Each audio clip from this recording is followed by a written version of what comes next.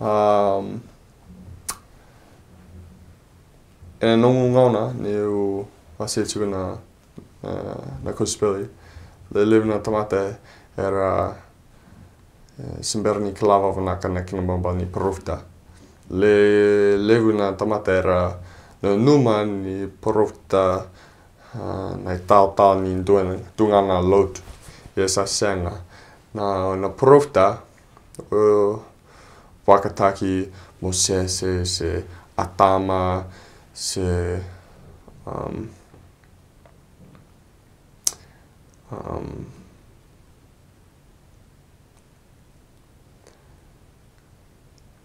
se erna porofta talia so.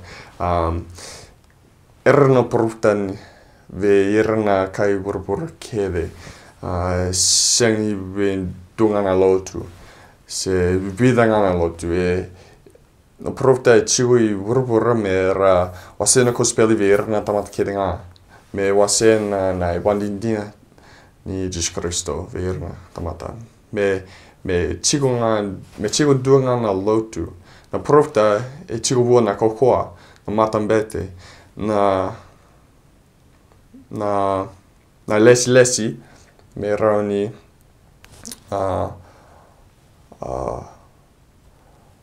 vosa vuona tamata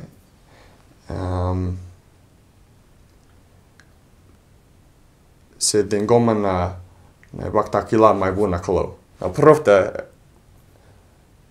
sa waktakila weekenda na waktakila ni kalo.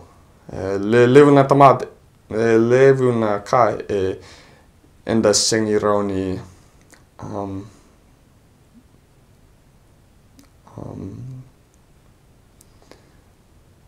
wakande wataka in my world.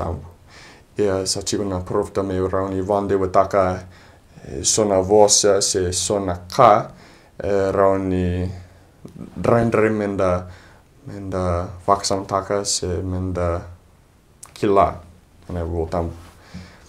Ia sa chigo na porofta me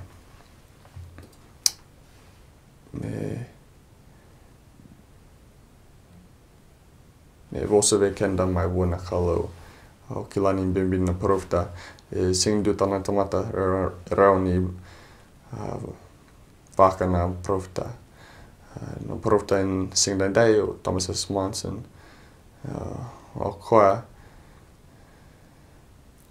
na porofta ndina na porofta ndina ni bura tal loko.